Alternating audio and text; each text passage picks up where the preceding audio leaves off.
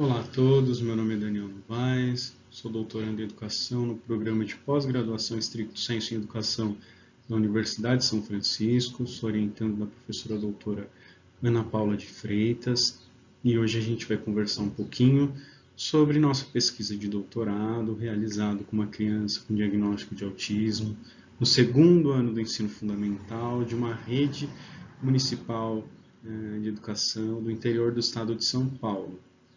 Realizamos o trabalho no ano letivo de 2019 e as situações foram videogravadas, transcritas, com base na análise microgenética. Também contamos com a abordagem etnográfica para adentrar no campo de estudo.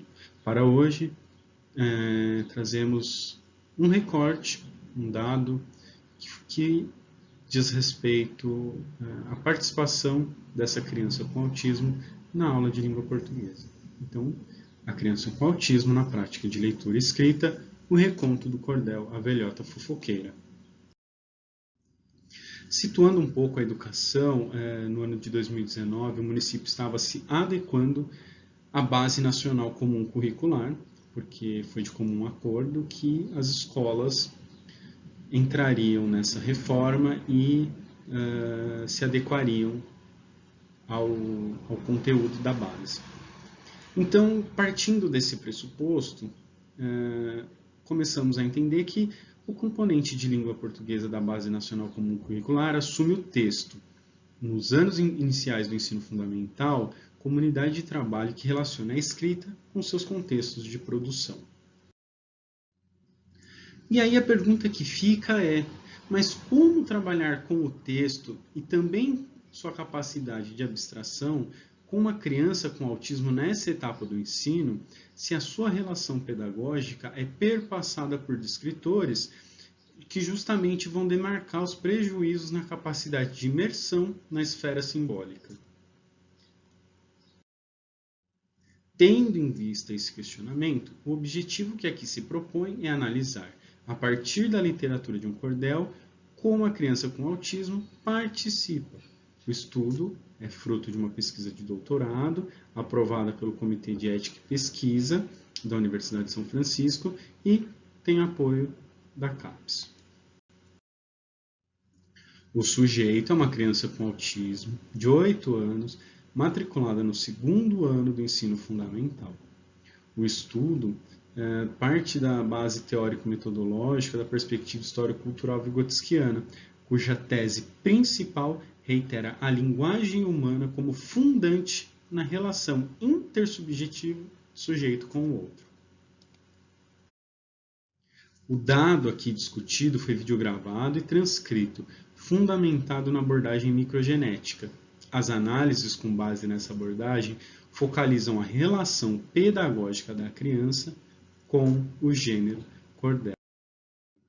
Então, a fim de situar um pouquinho como que foi, contextualizar o episódio, foi numa aula de língua portuguesa, na qual a professora tinha como base o livro de português Buriti Mais Português, do segundo ano do ensino fundamental, e ela conta o cordel A Velhota Fofoqueira para as crianças. As crianças gostam, participam, dão risada, brincam, e a professora pede, após o conto, que as crianças recontem a história por meio da ilustração. Então ela seleciona grupos de 4 alunos e eles vão recontar. Neste recontar, a criança com autismo desenha, junto com seus colegas, o que para eles fazia um sentido da história. Então, a velhota, os carros, as pessoas. Em dado momento, a criança pede para desenhar o Ben 10. A gente observa um pouco todo esse movimento dele pedindo o Ben 10 e desenhando o Ben 10, mas não falamos nada. E aí a professora pede para todos os alunos irem à frente da sala, de grupo em grupo, apresentar e dizer o que está no trabalho. E quando chega a vez do Miguel, que é a criança com autismo, apresentar, ele começa a rir, a coleguinha começa a rir e já entrega, não fui eu. O outro coleguinha também entrega e não fui eu. E aí questionamos Miguel a respeito do que é a risada e o que tem no desenho. Aí ele fala, tem a velhota, tem os carros e tem o Ben 10. E aí a professora fala, mas pode o Ben 10? O Ben 10 está na história? Ele fala, não, como se estivesse em coro.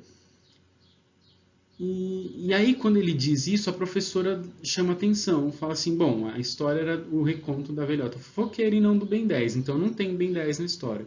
A professora corrige, ele fica sério e o grupo vai se sentar. Mas ao mesmo tempo em que a professora corrige, ela dá um novo sentido às ações do aluno, né? Que aquele modo não era esperado para a aula, ela reforça o que vem muito do olhar fatalista que perpassa a pessoa com algum diagnóstico, que é, tudo bem, meu amor, ok, está tudo certo. Bom, aqui são algumas referências e uma mensagem que eu gostaria de passar que é: pensamos demasiadamente, sentimos muito pouco, necessitamos mais de humildade e humanidade, mais de bondade e de ternura do que inteligência. Sem isso, a vida se tornará violenta e tudo se perderá.